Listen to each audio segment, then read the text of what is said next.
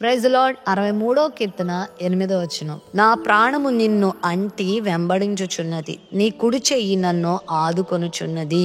భక్తుని యొక్క ప్రాణము ఎవరిని అంటి పెట్టుకుని ఉందంటే దేవుణ్ణి అంటి పెట్టుకుని ఉందంట. ఎందుకంటే దేవుని కుడి చెయ్యి ఆయనని ఆదుకుంటుందంట. అవును, కుడి చెయ్యి ఆదుకుంటుందంటే దేవుడు మనల్ని ఆదుకుంటున్నాడు అని అర్థం. ప్రభు మనల్ని ఆదుకునే దేవుడే అన్నాడు. ఈ లోకంలో కబుర్లు వరకే అందరూ చెప్తారు, కానీ ఏదైనా ఆపద సంభవిస్తే, అవసరత వస్తే ఎంతమంది మనల్ని ఆదుకుంటున్నారు అనేది చాలా అనుమానాస్పదంగా అయిపోయింది. చాలా ఆలోచించవలసిన విషయంగా అయిపోయింది. మనల్ని ఆదుకునేవారు ఎవరో తెలుసా ఈ లోకంలో? మన ప్రభు. ఈరోజు నువ్వు ఏ కష్టంలో ఉన్నావో, ఏ అవసరతలో ఉన్నావో, ఏ ఇబ్బందులో ఉన్నావో ఆయనకి తెలుసు. నువ్వు కూడా దేవునిని అంటుకొని జీవించు. ఆయనను హత్తుకొని ఆయన మీద ఆధారపడి, ఒక చంటి బిడ్డ తల్లి మీద ఎలా ఆధారపడుతుందో, ఒక ద్రాక్ష తీగలు ఆ పందిరిని ఎలా ఆనుకుంటాయో, ఒక వృద్ధుడు ఒక కర్రను ఎలా ఆనుకుంటాడో, నువ్వు కూడా దేవుణ్ణి ఆనుకో. దేవుని అంటుకొని జీవించు. ఆయన మీద అలా ఆధారపడిపో.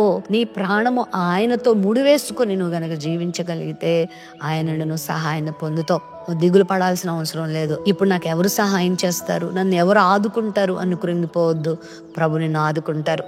ఒకవేళ ఈ వాగ్దానం వీక్షిస్తున్న నీ జీవితంలో ఏదైనా బాధ నువ్వు పడుతున్నావేమో నాకు తెలీదు. ఈ పరీక్షల్లో నన్ను ఎవరు ఆదుకుంటారు, ఈ ఉద్యోగ జీవితంలో నన్ను ఎవరు ఆదుకుంటారు, ఈ ఆర్థిక ఇబ్బందుల్లో నన్ను ఎవరు ఆదుకుంటారు, ఈ ఒంటరితనంలో నన్ను ఎవరు ఆదుకుంటారు, ఈ ప్రతికూల వాతావరణంలో నన్ను ఎవరు ఆదుకుంటారు, ఈ అనారోగ్యంలో నన్ను ఎవరు ఆదుకుంటారు, నాకు ఎవరు తోడు లేరే, అందరూ దూరంగా ఉన్నారే, నాకు మాట సహాయం ఎవరు అందిస్తారు అని ఆలోచిస్తున్నావా? ఆయన కుడి చేయి నిన్ను ఆదుకుంటుంది. ఆయన యొద్దకు రా, ఆయనను అంటుకొని జీవించు. ఆయన చెప్పినట్టు చేయి. ఆయనతో చక్కని సహవాసం చేయి. ఆయన వాక్యాన్ని చదువుకో. ఆయనతో సమయం గడుపు. నిత్యము నీ పనులు, నీ కుటుంబము, నీ వ్యాపకాలతో కాకుండా దేవుని వైపు కూడా నువ్వు తిరగాలి. దేవునికి కూడా నువ్వు టైం ఇవ్వాలి.